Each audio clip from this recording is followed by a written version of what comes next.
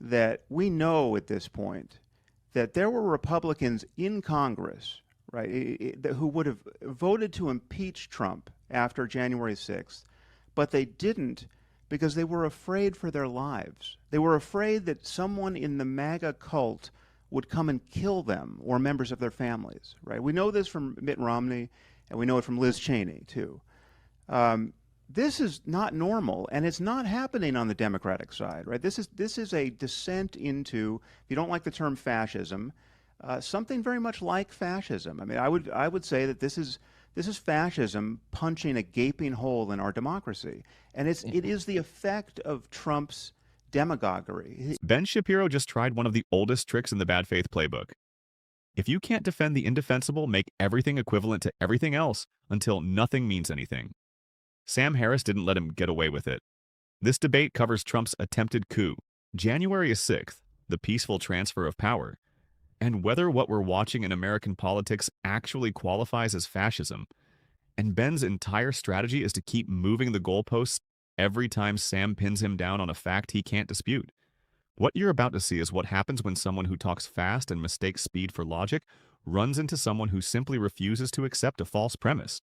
Watch how many times Ben concedes a point and then immediately acts like he didn't. Watch how the equivalences he builds collapse the second you apply one question to them. This is political debate at its most surgical.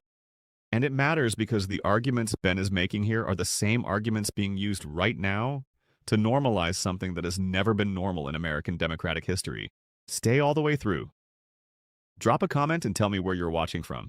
I want to know where this community reaches. My full breakdown is coming at the end, and I promise you it is going to land. If this is the kind of analysis you need more of in your feed, subscribe now because we don't let the framing slide and we never will. You've asked me essentially whether I think Trump is Orange Hitler, right? And I never have, and I've never taken those concerns entirely seriously. But I would point out that the leading scholars of fascism at this point, I mean, people like Robert Paxton, use the term in application to Trump, and it's not an empty epithet, right? It's not the same thing as saying that Trump is the next Hitler figure or the next Putin figure, right? I think the difference is that Trump is not ideological. You know, Trump is in the Trump business. Trump just wants wealth and fame, essentially, and he wants power in order to secure those things. But I think there are very few people who think he wants to create the 1,000-year Reich. I mean, he wants to build condos and play golf, right? I mean, we're talking about a game show host, right, who got marketed for 12 years on television as a brilliant businessman, and half the country bought it, right? And a quarter of the country has rallied to him like he's the Messiah, and another quarter is willing just to look the other way as he desecrates the most basic norms of our democracy. And the most important one, which he's desecrated, is not committing to a peaceful transfer of power. I mean, that is, from my point of view, the only thing you need to know about him to decide your vote in this election is that as a sitting president, he did not commit and would not commit, and still hasn't committed, frankly, to a peaceful transfer of power. And we didn't have a peaceful transfer of power, right? And so that is, I mean, just again, to default to sane conservative Republican or erstwhile Republican principles, Ronald Reagan singled this feature of our democracy out as the key feature. I mean, it is the thing that made us the shining city on the hill, to use his terms. I mean, the thing that people living in shithole countries, to use Trump's terms, envy in us is this peaceful transfer of power. It is a political miracle. And Trump's campaign, his continued status in the Republican Party as their frontrunner, is just a continuous desecration of that principle. And so from my point of view, everything hinges on that. And no, I don't think assassination attempts are the right remedy for that. Voting against him is the right remedy for that. And the reason why things didn't normalize over the last 4 years is not because Joe Biden was so woke, or Kamala Harris is now a woke Manchurian candidate who will govern like a blue-haired activist from Barnard. No, it's that Trump is still in our politics, and we don't have a normal conservative party. I mean, this again to come back to things that you and I agree about. You and I could spend 2 hours here running down the far left and agreeing about, just how bizarre the identitarian moral panic has been on the far left. But the problem with Trump and Trumpism is that it seems to justify all of that, right? It adds fuel to all of that, and the reason why the panic is justified, frankly, and again, it extends to Trump's former allies, right? It extends to his former running mate, Mike Pence. I mean, Mike Pence has said that the American people deserve to know that Donald Trump asked me to be loyal to him, to put my loyalty to him over my loyalty to the Constitution, right? That is political plutonium, right? And we should and the Republican Party should recognize it as such. But what we have in the Republican Party is, as I said, a cult of personality and a loyalty test. And you have people like J.D. Vance and even Elon Musk bending the knee in this loyalty test in the most abject way, asserting that they believe the big lie that he really won or might have won the 2020 election. And this is not, it's just not normal, and it's not compatible with the norms of our democracy. And the sooner we wake up from this bad dream, the better. So again, you talk about the peaceful transition of power, which actually did happen because Donald Trump did leave office in January of 2021, and Joe Biden has been president mostly for the last 3.5 years, despite his mental ineptitude over the last. You cannot call January 6th a peaceful transfer of power. Well, that's not when the transfer of power happens. People don't leave office on January 6th. People leave office on January 20th. If Mike Pence had obeyed him, we would have had a genuine constitutional crisis. I agree with you, which is, I think, that why Mike Pence did the right thing. And I think that what Donald Trump, the argument that Donald Trump was making between November and January was morally and legally specious. But with that said, there was a peaceful transition of power. But right now on the campaign trail, when Donald Trump is asked, and he was on Joe Rogan a few days ago, about the 2020 election, he still claims that he won the election. What do you make of that? I mean, I obviously disagree with him. I don't think that he won the 2020 election. Also, this is part and parcel. I wish it weren't. But it is part and parcel of a reactionary divide that has plagued our politics since before Donald Trump, frankly. I mean, when Donald Trump won the election in 2016, we then spent 3.5 years of people claiming that Donald Trump was a Russian plant and had been bootstrapped into office by the Russians manipulating Facebook. This sort of election denialism is not. It is ugly. It is bad on both sides. It is. I won't even say that what Democrats on both sides. That's not true. I mean, it's not. If Donald Trump wins this election, I promise you will see election denialism on the left. That is incredibly similar to what you've seen from Donald Trump. I wanted to ask you that, and this is a question for you. I'm not going to filibuster, Ben. I just want to ask you, if on election day we have a clear result, right? So there's a landslide in the swing states, and someone really wins, right? If I told you that the losing candidate denied the results of the election and simply would not accept a loss, and even appealed to their most fanatical supporters to come into the streets and just obviously provoked violence on the part of the mob, right? And said, and when asked, what about the Constitution? This candidate said, to hell with the Constitution. We don't have a country anymore. Which candidate am I conceivably talking about? Well, I mean, I think that, given Trump's rhetoric in 2020, obviously what you're talking about is Donald Trump. I don't think that's how it'd be phrased by Kamala Harris. I think that the way that it'd be phrased by Kamala Harris is more subtly. That Kamala Harris, if she loses in a landslide, you think there's a chance that she will not accept the results of the election? Forget about a landslide. How about a close election? Into the streets? How about a close election? Forget about a landslide, because a landslide is... The landslide just makes it perfectly clear. I'm telling you that... Why the necessity for that sort of clarity in an election that's 50-50? Why not actually pick a plausible scenario? The most plausible scenario is that she loses in a very tight election. It's all too and then plausible. She says there's been voter suppression, and then she suggests... It's all too plausible.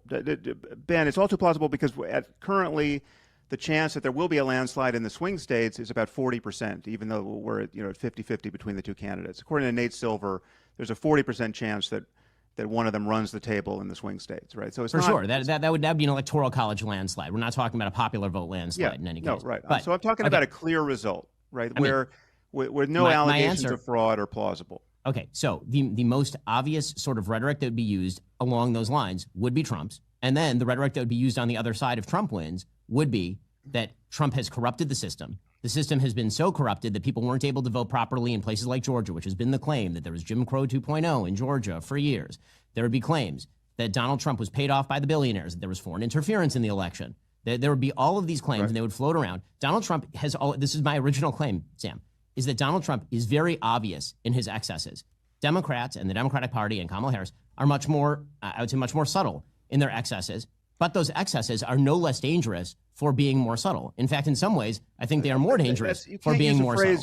Ben, you can't use a phrase like no less dangerous. Hillary Clinton conceded in 24 hours. That is less dangerous than this continuous provocation. Sam, I just disagree with you. I disagree with you. I think that the attempt by members of the media, by Hillary Clinton, who herself said that Donald Trump was illegitimately elected based on Russian interference in the 2016 election, was highly damaging. How long did she say that for?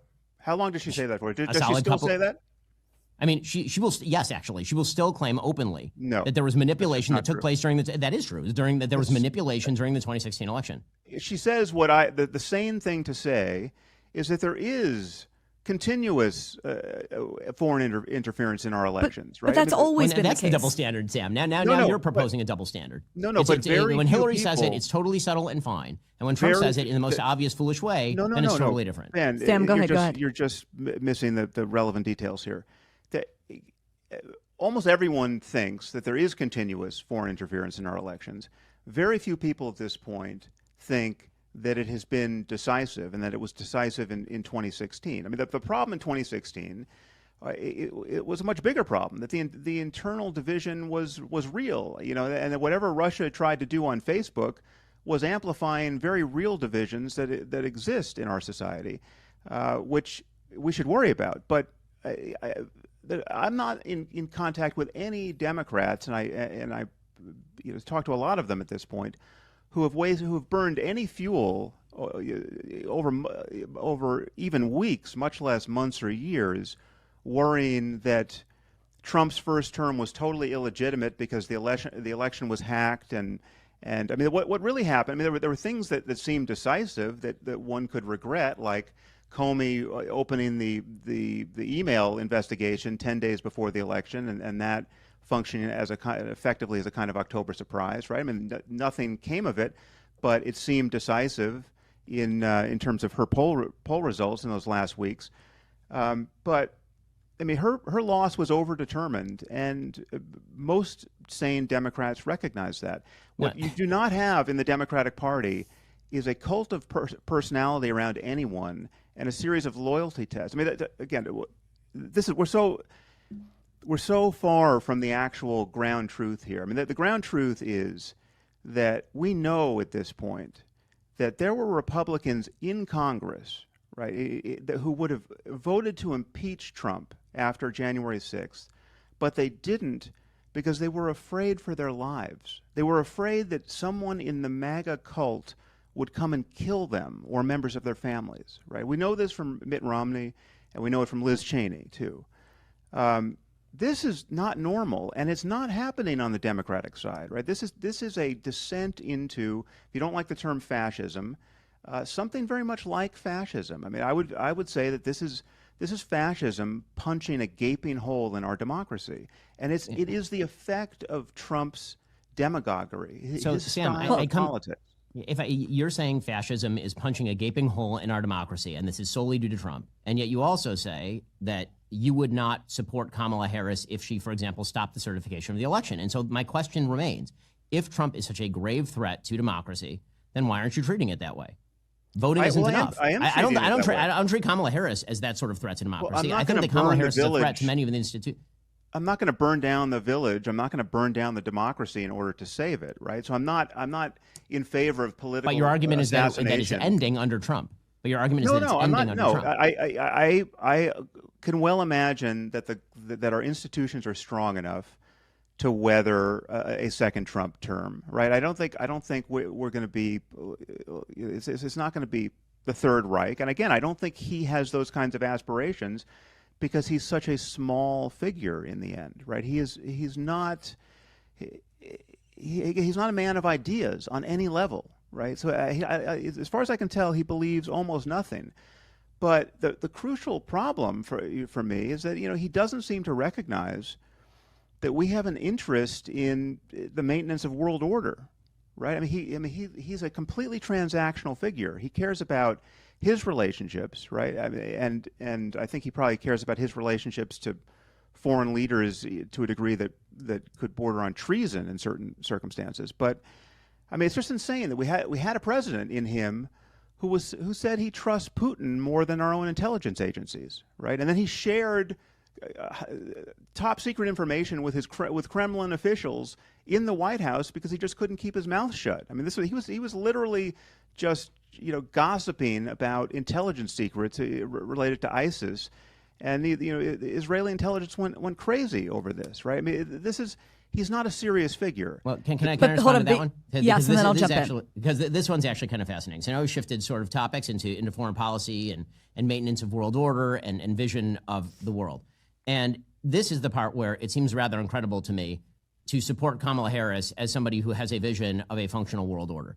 The reality is that when we talk about Donald Trump, I think that in some bizarre ways, Trump and Harris are sort of photo negatives of one another, in the sense that Trump appears on the surface very unserious and he says a lot of bloviating and silly things, and then his foreign policy actually is rather serious. And Kamala Harris appears to, sometimes when she's not word salading, say serious things, and then her foreign policy is deeply unserious. So you'll have Donald Trump and he'll say stupid things or bad things, where he will say something about ISIS to the Russians, or declassify top secret things in real time. Or you could theoretically have the Biden-Harris administration staffed by people who full-on leak Israeli intelligence plans in the middle of a war to the Iranian government, such that it is printed. You may have such an intelligence crisis, in fact, that the Israeli government stops sharing intelligence with the United States specifically because every time they do, it seems to be leaked to the front pages of the New York Times.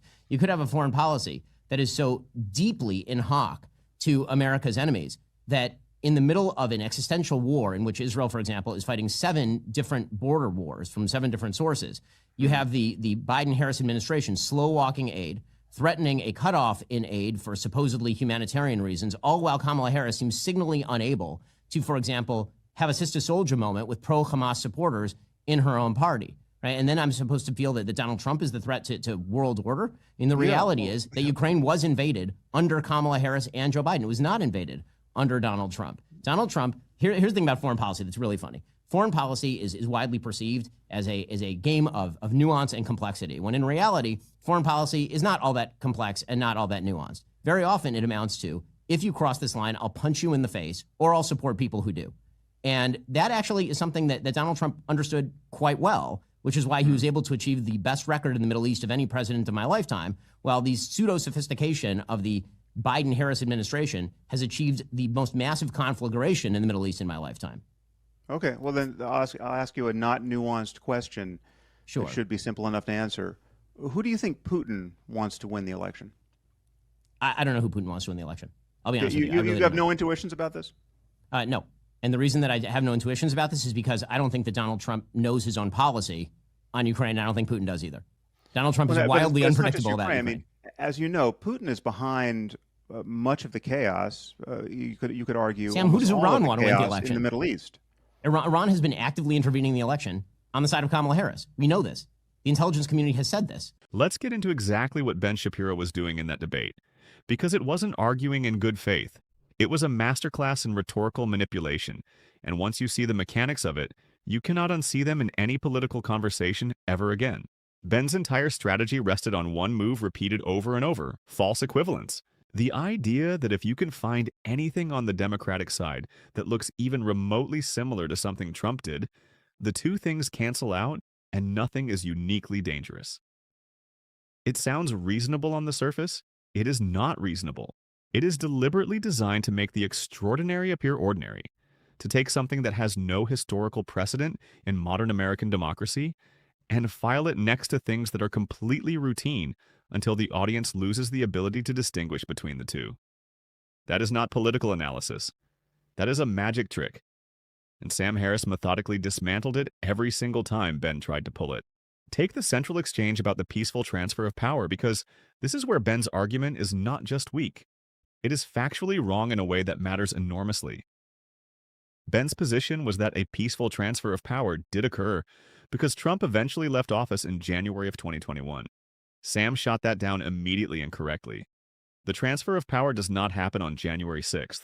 What happened on January 6th was a sitting president inciting a mob to storm the Capitol of the United States, while the certification of electoral votes was in progress, while his own vice president was inside that building, while members of Congress were being evacuated through tunnels, while pipe bombs had been planted at the Republican and Democratic National Committee headquarters. That is the documented factual record. Calling what happened a peaceful transfer of power because the transfer eventually concluded is like calling a bank robbery peaceful because the bank stayed open the next morning. The crime was the attempt. The damage was done in the doing of it.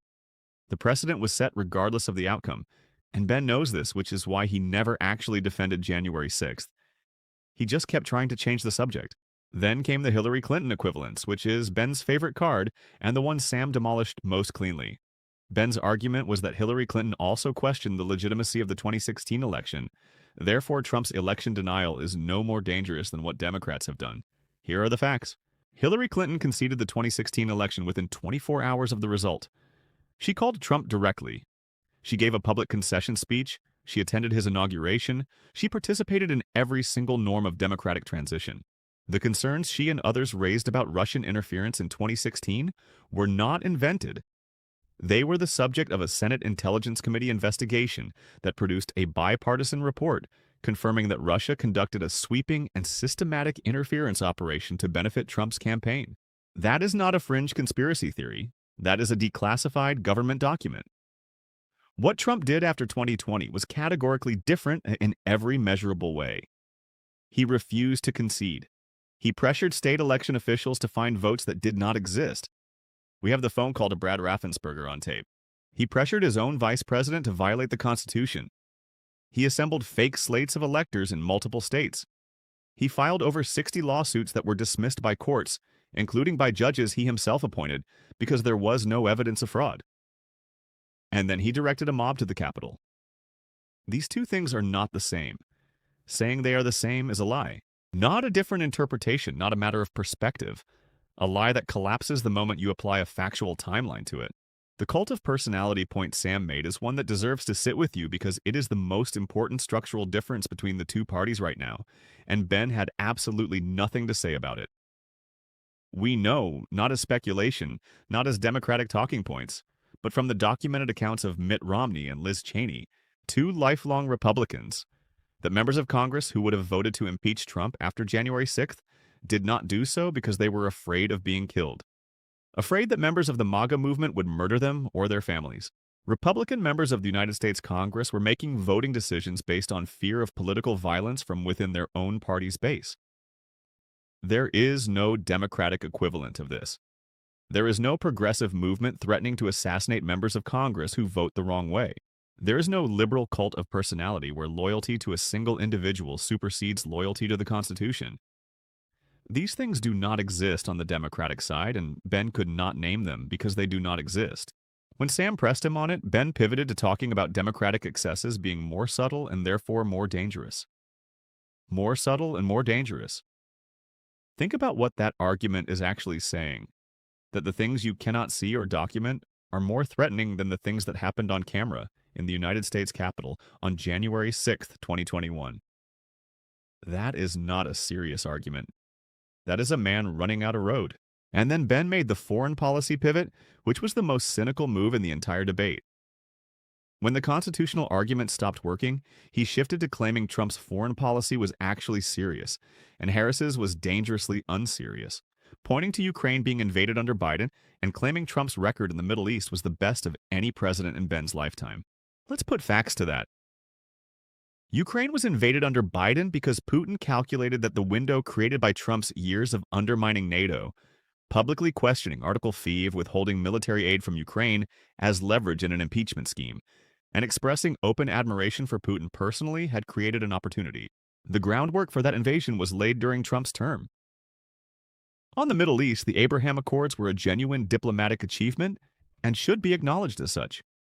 They were also fundamentally a normalization of relations between Israel and Gulf states that had never been at war with Israel, while completely bypassing the Palestinian question, which is the actual source of regional instability.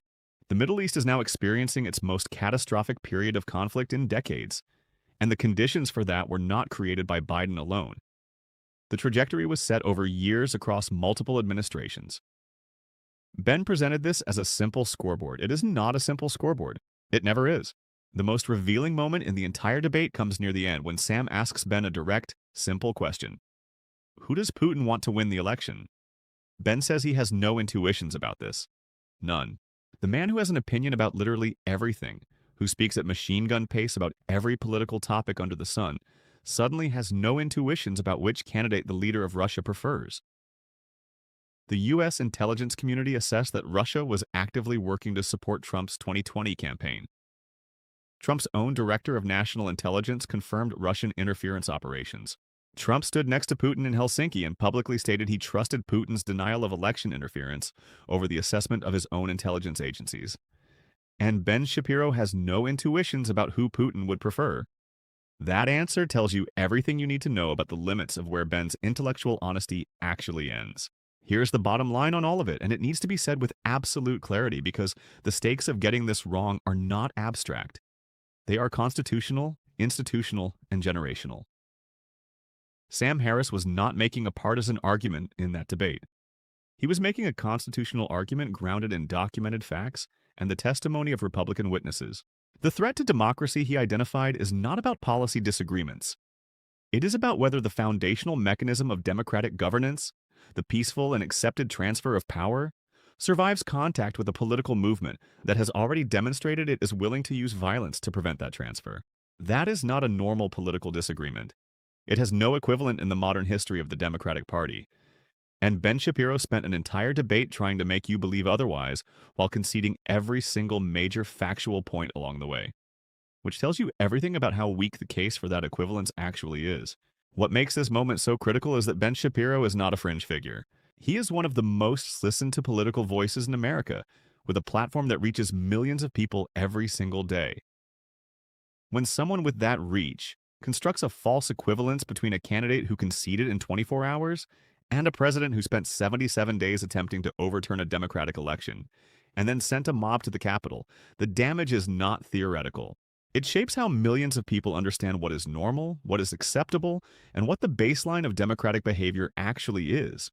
Normalizing the abnormal is how democracies erode, not in one dramatic moment, but in the slow accumulation of rhetorical moves that sand down the edges of what used to be considered disqualifying until nothing is disqualifying anymore. That is the project Ben Shapiro's style of argumentation serves, whether he consciously intends it or not. And the only antidote to it is exactly what Sam Harris did in that debate. Refuse the false premise, return to the documented record, and hold the line on what the facts actually show, no matter how many times the goalpost gets moved. Because here is what the facts show. Republican members of Congress voted against impeachment because they feared for their lives. That is a fact. Trump pressured his vice president to overturn the Constitution.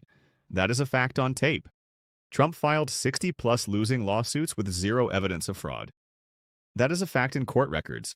Trump's own Attorney General, his own Secretary of Defense, his own White House counsel, and his own Chief of Staff all concluded there was no widespread fraud and that his attempts to stay in power were wrong. Those are facts from Republican officials who served in his own administration. There is no Democratic mirror image of any of this. There is no Democratic president who lost an election and spent months trying to reverse it. There is no Democratic mob that stormed a government building to stop a constitutional process.